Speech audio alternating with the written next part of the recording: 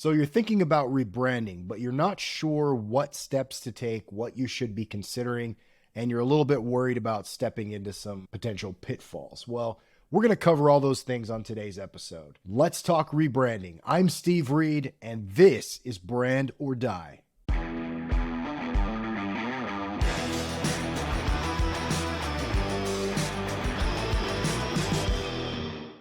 Now, typically, most of my clients are brand new businesses that are starting out and they have absolutely nothing.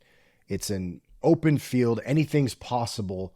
And that's a great environment to work in. But there are some potential issues with that. I mean, first of all, you don't have any track record of the business dealing with clients.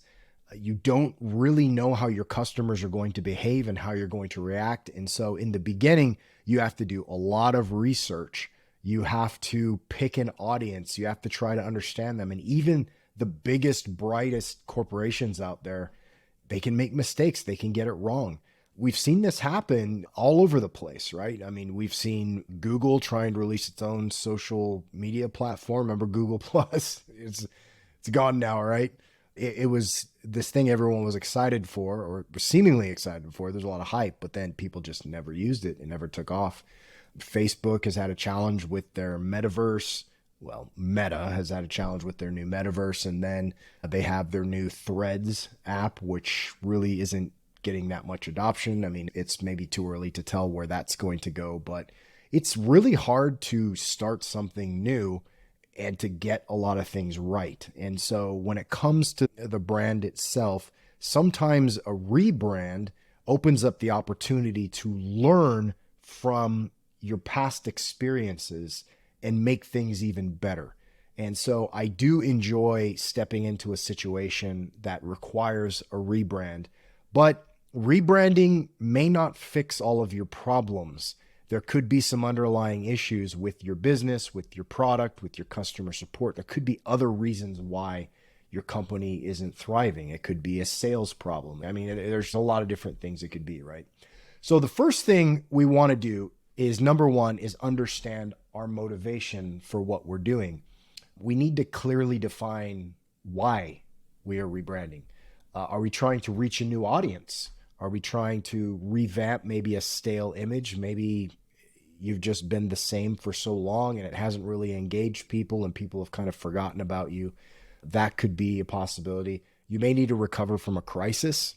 It could be that there are a lot of negative associations with your brand and you need to say, hey, we're changing things. We're maybe under new management. It's a fresh start. Those types of things could potentially help. So understanding whatever your motivation is going to help guide your rebranding strategy. So that's very important.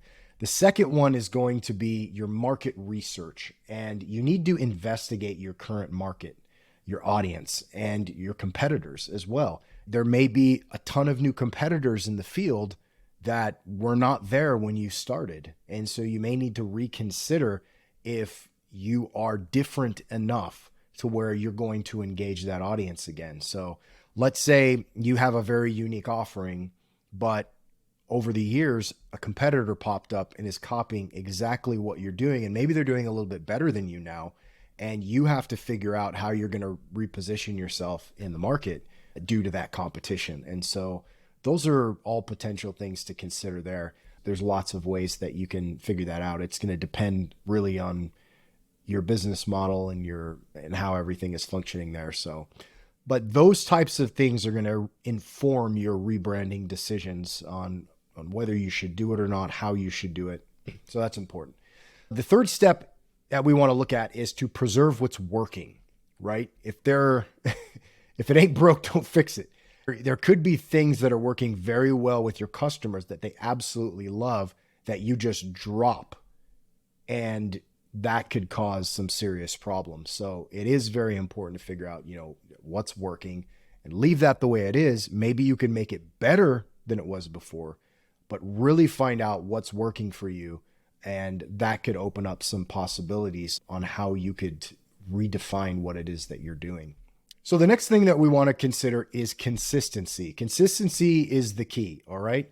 We want to ensure consistency across all rebranded elements, from your logo to your website, your messaging, and your social media profiles. And that consistency is going to help build brand recognition. And so if there are some things about your brand that have drastically changed, then you're going to need to update those across all of your touch points, right? If you have a major change to your logo or your colors and your socials are all still exactly the same, your packaging, everything, there could be a tremendous cost to doing a rebrand. And so you need to assess what that's going to do in terms of pricing. And so if you have a big sign in front of your business, if you have vehicles with vehicle wraps, if you have swag and all these different things and you're doing a rebrand, everything has to be updated.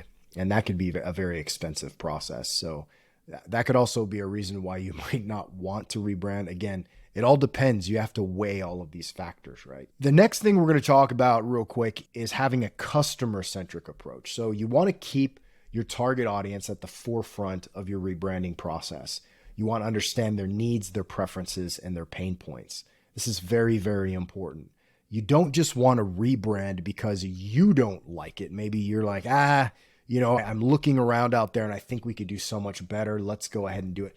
You really want to talk to your customers and understand them because they may love your brand. You may have some passionate people that love your logo or they love the colors or whatever experience you have. And you go in and change all that just because you as the business owner have a difference of opinion. You could be shooting yourself in the foot. We need to remember that our customers are the heroes of the story and our business exists to solve a problem for them and not necessarily be like an ego play for us personally, right? And so remember that we're solving problems for people and consider the customers. We also want to have a unique value proposition, and we need to clearly communicate what sets us apart from our competitors. So in that rebrand, we could highlight an entirely new value proposition. If the previous one is unclear or not working for us, and there are ways that we can assess that, but once we have that clear and powerful value proposition, we can lead with that and engage people in a different way. We can excite those existing customers and we can ignite interest from an entirely new set of people that may not have considered us before. Now, next, if you have a team, you want to engage your team in the rebranding process, and they can provide valuable insights, and you need to get buy-in from them as to the changes. They're part of the business as well. They want to take pride in the company that they're working with. And if it's not really jiving with the employees, if there's aspects of the corporate culture that are not meshing with the rebrand, those are things you got to discuss as well. Because you want your salespeople, your managers, everyone involved, they need to feel some ownership over this process and that they have some input and that they love the direction as well, because that's going to bleed out into the customer experience and everything as well. Next are the design elements. So if you're changing your logo or your visual identity, it's really critical to invest in professional design. Your first logo might have been done by your nephew. Unless your nephew is a professional, it's time to get serious about your logo design. And not just the logo, but all the visual elements, the whole visual identity. It needs to be modern, relevant, and memorable. It needs to pack the punch with your target audience that it needs to have. And a professional is going to know how to craft that for you. Whereas if you're just going on to, I don't want to diss any particular platforms out there, but there are places you can get really cheap work done. And if you are really trying to do something professional and make a powerful impact, if you go cheap, you're going to get what you pay for. And a lot of times you may be running into some serious issues. You may see a logo that looks great on a white background in a proof that someone emails to you in a JPEG or whatever. But how is that going to look on an actual sign? How is it going to look embroidered? How is it going to look etched into metal or wood or whatever it is that it's going to appear? Are the colors that they chose going to be available in print? Are they super bright RGB colors? Do they have any CMYK variations that are going to be good for print? Any Pantone? Are there any standards? Have they considered how those colors are going to look to people with color blindness. Do some colors simply disappear or do they mesh together? These are all important things to consider. A lot of times, if you're going to be doing a lot of signage outside, like even a realtor printing on coroplast signs, are you choosing a color that is going to fade quickly? Because yellow is probably the fastest fading color. So if you're putting signs out there with big bright yellow on them, just know that those signs are going to deteriorate faster than other colors. And so you may want to factor those things into the equation. A lot of this stuff just depends, right? But these are things that a professional will know and be able to plan around to give you the best results. So next, we want to tell our brand story. If we're not telling a story, if we don't have a narrative that people can understand and engage with, then we have what's called a narrative void. And narrative void basically describes the absence of any kind of narrative. And in that absence, there's a vacuum. People will create their own narratives. And they may be the narratives that we don't want people to create, right? So when we have a narrative and we position it to where it's all about the customer who's the hero and their journey and what they're getting, then that's going to engage people. They're all going to understand what we're all about, that we're all about being the guide that is going to assist them and empower them to get what they want. And having that brand story in place is becoming ever more critical because it's such a simple way of being able to communicate your value to a specific group of people by identifying the journey they go through and just adding something special to it that really hooks and engages them and grabs their attention. So branding around a story opens up so many different possibilities. You get the possibility of identifying a villain and doing some really creative things there. You can simplify the plan for them. You can build empathy and authority with them. You can build entire websites that are based off the brand story and hook people in. It'll feed into your social media campaigns and how you communicate. If you're doing podcasts or shows, you can generate tons of content through the framework of the brand story.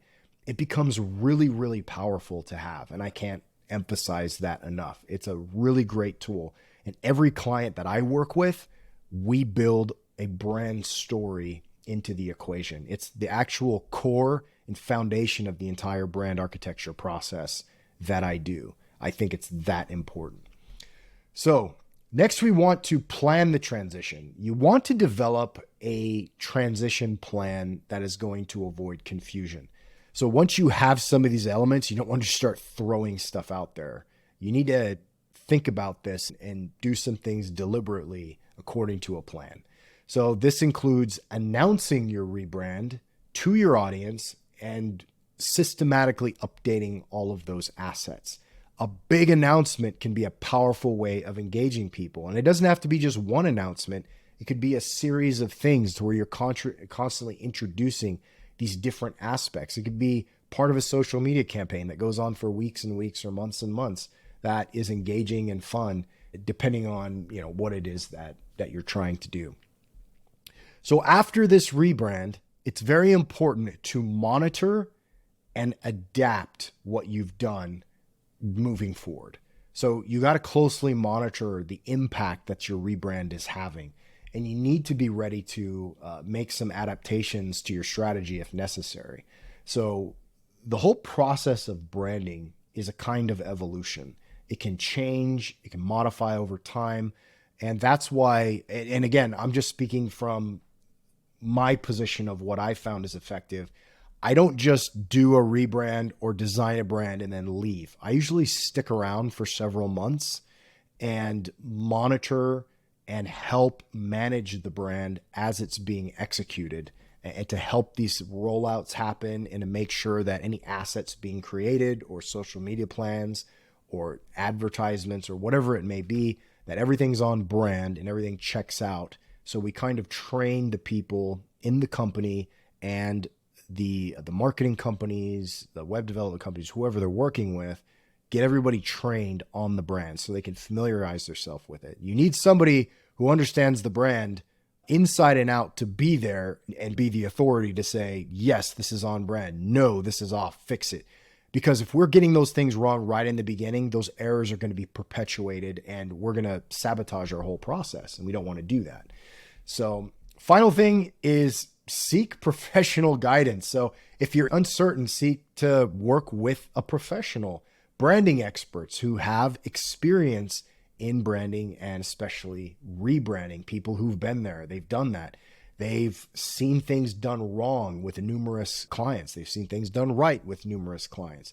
Having that insight could be the difference between thousands of dollars, tens of thousands, hundreds of thousands of dollars in missed profits, in time wasted, in money wasted, in tripping over yourself and executing improperly and maybe making a lot of the wrong decisions there in the first place and ending up in a situation that's worse than when you started.